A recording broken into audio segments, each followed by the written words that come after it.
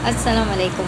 मैं Sindh board teacher बहुत अरसे के बाद एक बहुत लंबे गैप के बाद आपके साथ दोबारा से कनेक्ट कर रही हूँ और इंशाल्लाह इस वादे के साथ कनेक्ट कर रही हूँ कि आज के बाद बिला तात्तुल आपको हमारे सिंध बोर्ड टीचर्स की टीम की तरफ से आपको हमारे लेक्चर्स वक्तन फ़वक्तन रेगुलर बेसिस पे मिलते रहेंगे और रोज़ाना इंशाल्लाह एक 9th और एक मैट्रिक के टॉपिक के हवाले से हम कोई ना कोई वीडियो ज़रूर शेयर करेंगे।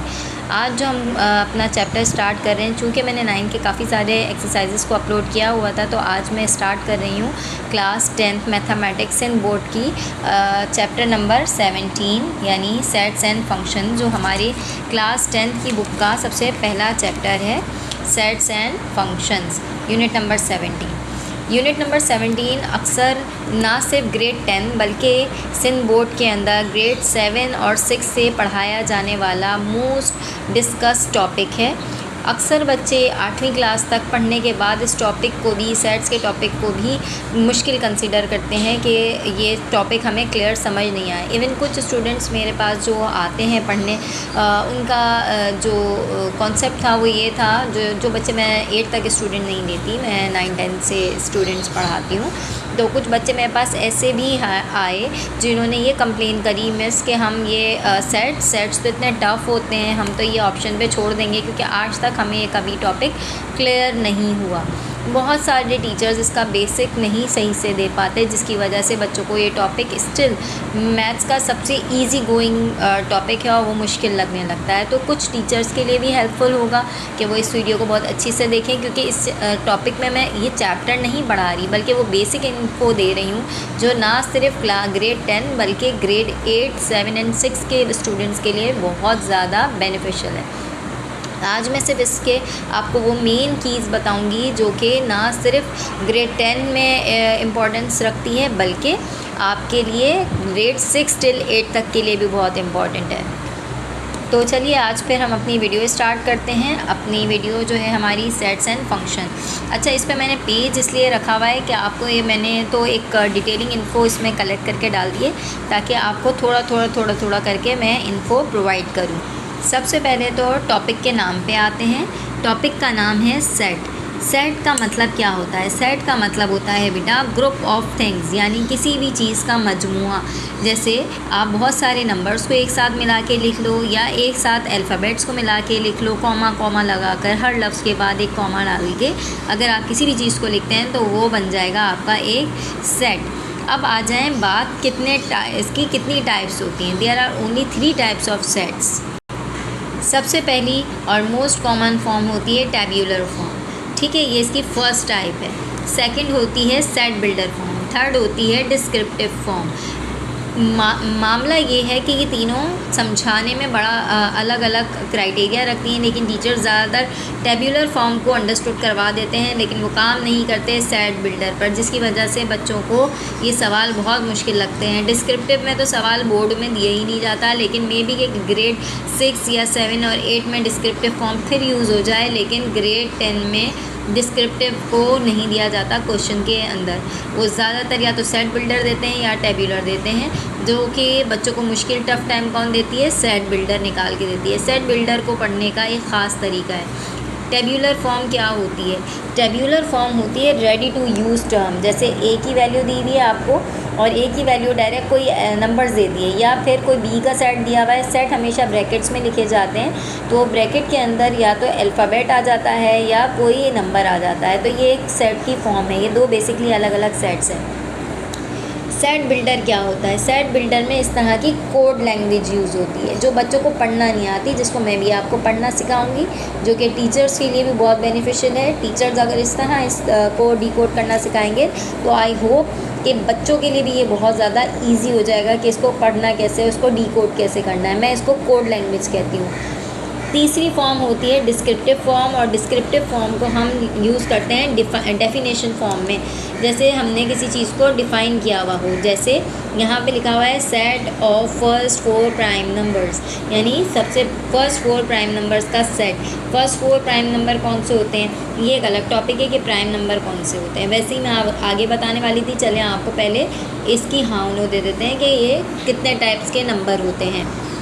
अच्छा जी, बहुत सारे टाइप्स के नंबर होते हैं। अक्सर आपने सेट्स वाले चैप्टर में देखा होगा, एन का डिनोशन, ई का डिनोशन, ओ का डिनोशन, बी, जेड, डब्ल्यू, ये अल्फ़ाबेट्स अक्सर यूज़ होते हैं। तो एन फॉर होता है नेचुरल नंबर्स। नेचुरल नंबर्स होते हैं कुदरती नंबर। कुदरत में कोई भी चीज़ ज़ीरो नहीं होती, तो वो हमेशा या तो एक होती है, यूनिक होती है, और फिर वो नंबर बहुत सारे भी हो सकते हैं। बहुत सारे किस्म की टाइप्स की, जैसे फ़िशेज़ हैं, तो कितनी है, अल्लाह तादाद है भाई, बहुत सारे किस्म की हैं, बहुत सारे किस्म की अलग अलग चीज़ें पाई जाती हैं, तो ये मल्टीपल होता है। रेंजिंग रुक भी सकती है। अब जैसे मैं यहाँ लिख दूँ 10, मे बी के ये नंबर 10 से ज़्यादा हो, तो कुदरत में पाए जाने वाला कोई सा भी नंबर नेचुरल नंबर कहलाता है। बस याद रखिएगा वो नंबर ज़ीरो नहीं होता और नेगेटिव नहीं होता। ई stands for even number. Even number को उर्दू मीडियम वाले बच्चों को पढ़ाया जाता है ताक़दाद, यानी वो नंबर जो 2 के टेबल में आते हों, यानी 2 से डिवाइड हो सकें, जैसे 0, 2, 4, 6, 8 या सो ऑन। अच्छा, आप ये सोचोगे 2 के टेबल में 0 तो आता ही नहीं है। देखो बेटा, 2 के टेबल में 3 नहीं आता, लेकिन अगर 3 के पीछे 0 लगा दूँ तो मे बी पॉसिबल कि ये 2 से कट जाएगा। 2 1 ज़ा 2, 2 5 ज़ा 10, दैट्स मेक 15, यानी ये कम्प्लीटली डिविजिबल है। यानी 2 से जो नंबर 0 लगाने के बाद डिवाइड हो जाए, आखिर में जिस नंबर के भी 0 आए वो 2 से डिवाइड हो सकता है। तो इसीलिए हम 0 को भी अपने इवन नंबर में काउंट करते हैं। और O for odd number. Odd number क्या होते हैं? वो नंबर जो सिर्फ 2 के टेबल में नहीं आते, 1, 3, 5, 7, 9, तो ऐसे नंबर को उर्दू में जुफ्त तादाद भी कहा जाता है। P stands for prime number. Prime number कौन से होते हैं? जो सिर्फ अपने टेबल में आते हों, ठीक है, यानी 2, 3, 5, 7, 11, 1 का कोई टेबल नहीं होता, ठीक है। दूसरी बात, यहाँ पे हमने 1 लिखा है तो वो नंबर्स के हिसाब से लिखा है। प्राइम नंबर में हम टेबल की बात करते हैं, इसमें मैंने आपको टेबल वाइज नहीं बताया। टेबल की जो बात है वो प्राइम नंबर में है। टेबल 2 से स्टार्ट होते हैं, और चूँकि 1 का टेबल नहीं होता तो 2 आएगा, क्योंकि 2 अपने टेबल के अलावा किसी और टेबल में नहीं आता। सेम एज़ 3 भी अपने टेबल के अलावा, 5 भी अपने टेबल के अलावा किसी और टेबल में नहीं आएगा। इसी तरह जो नंबर अपने टेबल में आए वो प्राइम नंबर कहलाते हैं। Z स्टैंड फॉर इंटीजर्स, यानी ये वो नंबर होते हैं जो ग्राफ पे प्लॉट किए जाते हैं, ग्राफ पर या नंबर लाइन पर, जो बीच में 0 होता है। राइट साइड पे आप जाओ तो पॉजिटिव, और लेफ़्ट हैंड साइड पे जाओ तो नेगेटिव मार्क्स आप देखते हो डले हुए होते हैं। तो ये 0, प्लस, माइनस 1, 0 न्यूट्रल होता है, और कोई सा भी नंबर हो जो प्लस माइनस में हो तो वो इंटीजर कहलाएगा। W stands for whole number. Whole number का मतलब है पूरे नंबर, यानी होल कहते हैं हम सारे नंबर को। यानी हमारी तो कुदरत में जो चीज़ें हैं वो 0 नहीं है, लेकिन जो हमने ईजाद किया है ना, वो एक सिफ़र का डिजिट ईजाद कर लिया है, तो हम जो है होल नंबर में 0 भी कंसीडर करते हैं, ये याद रखिए। चलिए, अब हम वापस से आ जाते हैं अपने उसी पेज के ऊपर जहाँ से हमने बात शुरू की थी, यहाँ पे नंबर्स की। तो फर्स्ट 4 प्राइम नंबर से मुराद ऐसे नंबर जो सिर्फ अपने टेबल में आते हों, तो उन चीज़ का सेट। तो ऐसे लफ्ज़ों को पढ़ने के बाद आपने सेट खुद बनाना होता है। तो प्राइम नंबर वो होते हैं जो सिर्फ अपने टेबल में आए, तो 2, 3, 5, 7, ये 1, 2, 3, 4 नंबर होगा। ये इन नंबरों को आपने यूज़ करना है फर्दर। जब भी आप सेट का सॉल्व करोगे और आपको डिस्क्रिप्टिव फॉर्म दिया हुआ हो, तो उसको पहले बनाया जाता है, उसके बाद उसको सॉल्व किया जाता है।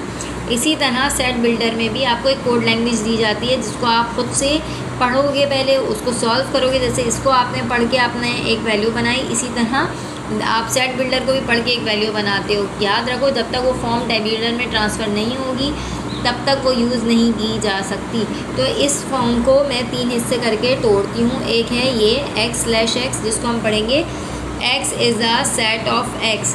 दूसरा मैं आपको ये वाली फॉर्म देती हूँ, ठीक है। तो इसको हम इस तरह पढ़ते हैं, x is a member of n, n stands for natural number, ठीक है। तो हम इसको इस तरह पढ़ते हैं, e जो है साइन होता है मेंबर का, तो हम बोलेंगे x is a member of natural number, यानी x है मेंबर ऑफ नेचुरल नंबर्स का। आगे आ जाइए, ये वाला जो साइन है इसको हम मैथ्स में कहते हैं एंड, जिसको उर्दू में आप कहते हो और x जो है, ये यहाँ पे आपके पास 2 सिंबल हैं, एक है लेस देन, x की वैल्यू बड़ी है, ये याद रखिए। जिसकी तरह मुंह होगा वो वैल्यू, उसके बाद जो लिखा हुआ है वो नंबर बड़ा है, और उसके पीछे जो लिखा हुआ वो नंबर छोटा है, यानी 5 छोटा है उस वैल्यू से x की, जो x की वैल्यू यानी 5 से बड़ी है, ठीक है। इसको इस तरह पढ़ें, इस तरह लिखा हुआ है ना आपके पास, 5 लेस देन है और x की वैल्यू ग्रेटर देन है 5 से, और x की वैल्यू लेकिन छोटी है किससे, 13 से, यानी x की वैल्यू 5 से बड़ी है। तो 5 से बड़ी नेचुरल नंबर में कौन से नंबर होंगे, डेफिनेटली 6 होंगे, ठीक है। और 13 से छोटे नंबर हैं, यानी 7, नेचुरल में तो फिर 7, 8, 9 सारी नंबर आ जाएंगे ना, 10, 11 एंड 12। तो ये वैल्यू जो है आपकी बन गई सेट बिल्डर फॉर्म पे वैल्यू, ठीक है। सेट बिल्डर को अगर आपने डिकोड करना है तो फिर ये वाली जाके वैल्यू कंफर्म होगी, और जिसकी वजह से आप इसको सॉल्व कर सकोगे अपने सवाल में। चले जी, अब तक आपने क्या क्या पढ़ा, अभी तक आपने पढ़ा सेट की डेफिनेशन, सेट की टाइप्स, इसके अलावा वो डिनोशन नंबर्स जो इसमें अक्सर यूज़ होते हैं, और सेट बिल्डर को किस तरह से डिकोड किया जाता है। अब हम कुछ सिंबल, उसके नेम, उसके फंक्शन और इसकी एग्जाम्पल की बात करेंगे, जिसके बाद आपको ये कंप्लीट टॉपिक अंडरस्टूड हो जाएगा कि सेट क्या है और उसको सॉल्व कैसे किया जाता है। सबसे पहले जो कॉमन सिंबल है वो आप ये देखते हो, ये वाला दिखने को मिलता है, जिसे आप उल्टा यू भी देख रहे हो, उल्टे यू की तरह बना हुआ होता है बेटा। इसका नाम होता है इंटरसेक्शन। इंटरसेक्शन का क्या काम है, इसका फंक्शन है कि जब इंटरसेक्शन का सिंबल आ जाए तो हम इसमें से कॉमन लेते हैं। जैसे एग्जाम्पल मैंने यहाँ पे सॉल्व नहीं की, एग्जाम्पल मैं आपको हाथ के हाथ सॉल्व करके बताऊँगी। ये ए की वैल्यू है, ए का सेट है और बी का डिनोशन दिया हुआ है, ठीक है। इसके सामने ही इसकी वैल्यूज़ डालेंगे आप। जैसे फ़र्ज़ कर लें ए की वैल्यू मैंने दी हुई है 1, 2, 3, ठीक है, और इंटरसेक्शन की जगह इंटरसेक्शन का साइन, और बी की जगह बी की वैल्यू डाल दें। जैसे मैं लिख दूँ 3, 4 एंड 5, ठीक है, 3, 4 एंड 5। अब इन दोनों में जो चीज़ कॉमन होगी वही वैल्यू आंसर बन जाएगी ए इंटरसेक्शन बी का। इन दोनों में क्या चीज़ कॉमन है, इसमें सिर्फ 3 का नंबर कॉमन है, तो यही बेटा इसका आंसर होगा ए इंटरसेक्शन बी का। अब आ जाए, अगला जो सिंबल है वो कौन सा देखने को मिलता है कॉमनली, वो है सीधा यू। देखें ये सीधा सा आपको एक यू बना हुआ नज़र आएगा। अच्छा जी, इसको पढ़ते हैं यूनियन। क्या पढ़ते हैं, यूनियन। उल्टे यू को क्या पढ़ते हैं, इंटरसेक्शन। सीधे यू को पढ़ते हैं यूनियन। इसका क्या काम है, जैसे इस उल्टे यू यानी इंटरसेक्शन का काम है कॉमन लेना। इसमें हम करते हैं अरेंज द एलिमेंट्स। जैसे ये आपको दोनों एलिमेंट्स दिए ना, सेम वैल्यूज़ रख लें आप। चलें, A union B is equal to, आप वैल्यू वही रख लें 1, 2, 3, ठीक है, और आप यहाँ पे लगा दें यूनियन का साइन और लिख दें 3, 4 एंड 5, सही। अब बच्चे इसमें क्या होगा, हम इसमें दोनों को मिलाकर लिख देंगे और अरेंज कर देंगे। जो वर्ड रिपीट होगा वो जस्ट 1 टाइम ही लिखा जाएगा। जैसे 3 2 टाइम्स था तो एक दफ़ा ही लिखा जाएगा।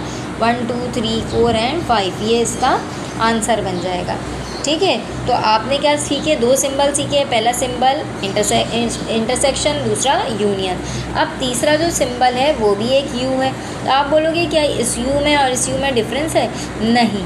बुक में ऑल्दो इस तरह का कुछ सिंबल बना दिया है, लेकिन बोर्ड में या जब हमें पेपर आता है तो इस तरह का कोई सिंबल नहीं बना के दिया जाता है, सिंबल ऐसे ही बनता है।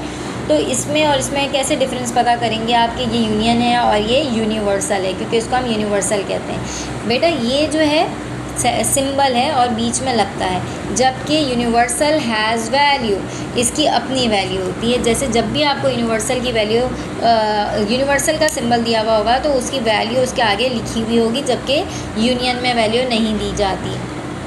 इसको खुद डिटरमाइन करते हैं, आप खुद निकालते हैं, इवैल्यूएट करते हैं, फाइंड आउट करते हैं। लेकिन यूनिवर्सल के अंदर वैल्यू खुद सेट की फॉर्म में गिवन होती है, और यूनिवर्सल एक बिग सेट होता है। जैसे ए की वैल्यू आपने लिखी 1, 2, 3 और बी की वैल्यू रखी 4, 5, 6, लेकिन यूनिवर्सल के अंदर इन दोनों के एलिमेंट्स मौजूद हैं और ये इन दोनों से ज़्यादा सेट के एलिमेंट्स रखता है। एलिमेंट क्या कहते हैं, एक नंबर को एलिमेंट कहते हैं, यानी 3 नंबर इधर है, 3 नंबर इधर है, 6, लेकिन इसके पास टोटल एलिमेंट कितने हैं, 10, ठीक है। तो यूनिवर्सल की वैल्यूज़ भी ज़्यादा होती है और यूनिवर्सल के अंदर उन दो बाकी रिमेनिंग जितने भी छोटे छोटे सबसेट्स होते हैं उनकी वैल्यू इसमें गिवन होती है। अंडरस्टूड।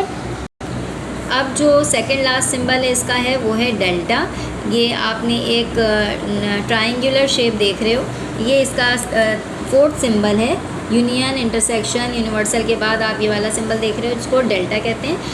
इसमें आप क्या फंक्शन परफॉर्म करते हो, टेक अनकॉमन, यानी अगर किसी ए बी के सेट के बीच में डेल्टा लगा हुआ हो तो ए और बी की वैल्यूज़ के बीच में आप अनकॉमन वैल्यूज़ को लिखोगे। जैसे अभी आपने कंसीडर किया था 1, 2, 3, 4 एंड 5, ठीक है। तो इन दोनों में एक कॉमन वैल्यू भी है, लेकिन जब आप ए डेल्टा बी निकालोगे तो आप वो वैल्यूज़ डालेंगे जो इसमें एक जैसी नहीं हैं दोनों ब्रैकेट्स के अंदर। ठीक है, तो ये आपके पास ए डेल्टा बी का आंसर निकल आएगा। Last but not the least, इसका 5वां सिंबल है कॉम्प्लीमेंट। कॉम्प्लीमेंट देख लो किस तरह है, बुक में अक्सर कॉमे की सूरत में लगा हुआ होता है, इस तरह भी होता है, तो ये कोई मसले की बात नहीं। इसको हम पढ़ते हैं कॉम्प्लीमेंट। ये किसी भी अल्फ़ाबेट के ऊपर इस तरह से लगा हुआ होगा, जब भी किसी भी अल्फ़ाबेट, भले वो बी के ऊपर लगा हुआ हो, भले वो सी पे लगा हुआ हो, किसी पे भी हो, तो उसको यूनिवर्सल की वैल्यू में से माइनस कर देते हैं। जैसे आपने पहले बताना होता है कि ए कॉम्प्लीमेंट अगर आपके पास दिया हुआ है तो हम पहले फॉर्मूला बताएंगे कि ए कॉम्प्लीमेंट बराबर है यूनिवर्सल माइनस उस वैल्यू के। अगर कॉम्प्लीमेंट लगा हुआ हो किसी ब्रैकेट के ऊपर, जैसे लिखा हुआ ए बी इंटरसेक्शन ए का होल कॉम्प्लीमेंट, तो इसका मतलब है पहले आपको बी इंटरसेक्शन ए निकालना पड़ेगा, फिर उस पूरी वैल्यू को यूनिवर्सल में से माइनस करना पड़ेगा। ठीक है, तब जाके आपके पास होल का कॉम्प्लीमेंट निकलेगा। अच्छा जी, अब ये कैसे निकालते हैं? अब जस्ट लेट अस कंसिडर हमने इसी को ले लिया वैल्यू को। ठीक है, यूनिवर्सल की वैल्यू यू माइनस से आप यहाँ लिखेंगे। यूनिवर्सल की वैल्यू अभी हमने ली थी 1 से लेके 10 तक, 1 2 3 4 5 6 7 8 तक चले कंसिडर कर लें ताकि बड़ी ना हो। माइनस का सिंबल, अच्छा बीच में वो सिंबल लगाते हैं ना, इज इक्वल डालते हैं ना कोई और अल्फ़ाबेट लिखते हैं, बस सिंबल जो डिनोशन का साइन है, क्योंकि वैल्यू की जगह वैल्यू डलती है। यू की जगह यूनिवर्सल की वैल्यू आ गई, माइनस का सिंबल आ गया, ए की जगह मैं ए की वैल्यू डाल रही हूँ 1 2 एंड 3। ठीक है, तो जो एक जैसी है बेटा वो कट जाएगी। अब जो बचेगा वो ए कॉम्प्लीमेंट कहलाएगा, और बचेगा याद रखो हमेशा फर्स्ट ब्रैकेट में से, सेकंड में कुछ भी नहीं बचता। मैंने अभी बताया कि आपके पास यूनिवर्सल का जो सेट होता है वो बड़ा होता है, तो ये आपका कॉम्प्लीमेंट निकल आएगा इस तरह। ठीक है, आई होप कि this video will be helpful for you, और आप लोगों के लिए बड़ी अंडरस्टैंडेबल होगी, आपको कोई प्रॉब्लम नहीं होगी। और अगर आपको इसमें कोई भी इंक्वायरी हो, कोई भी प्रॉब्लम हो, कुछ भी पूछना हो, feel free to ask from me. आप नीचे कमेंट करके लिख सकते हैं। आपको मज़ीद कोई एक्सरसाइज सीखनी हो या किसी एक्सरसाइज को प्रेफरेंस देना चाहते हो तो आप मुझसे बोल सकते हैं। मैं आपका सिंबो टीचर आपकी मदद के लिए हमेशा कोशिश रहूँगी। और अगेन सॉरी कि मैं इतने अरसे तक आपसे कनेक्ट नहीं कर सकी, बट इट्स माय प्रॉमिस कि अब रेगुलर बेसिस पे एक 9th और एक 10th की वीडियो रेगुलर बेसिस पे डालती जाऊंगी। और इसके बाद मैं जो वीडियो डाल रही हूँ वो डाल रही हूँ 9th की इक्वेशन बैलेंसिंग के हवाले से। पहले मेरी कोशिश है, क्योंकि कुछ कमेंट्स मुझे आए कि नंबर ऑफ़ मोल्स की मुझे समझ नहीं आती, मुझे ना एक्सप्लेनेशन चाहिए, तो बजाय इक्वेशन बैलेंसिंग के पहले मैं आपको 9th की नंबर ऑफ़ मोल्स की वीडियो इसी के साथ अपलोड करूँगी। वेरी नेक्स्ट वीडियो आपको इसके साथ मिलेगी, उसको भी देखिए। अगर आपके कोई कज़न वगैरह हैं तो please share my video with them, और मेरे चैनल को लाइक करें, सपोर्ट करें, सब्सक्राइब करें, और उन बच्चों के उनको रेफ़र करें जो इनसे रिलेटेड मसलों का शिकार हैं, और उन टीचर्स के लिए भी बड़ी हेल्पफुल रहेगी जो अभी फ्रेश हैं और टीचिंग एक्सपीरियंस उनके लिए न्यू है, क्योंकि मुझे इस फैकल्टी को पढ़ाते हुए 20 इयर्स कंप्लीट हो गए। This year will be my 21st year, तो मुझे 21वां साल है पढ़ाते हुए। I hope my video will be helpful and worthful for you all of you, और please like and share my channel. Thank you, अल्लाह हाफिज़, और अपना ख्याल रखिएगा।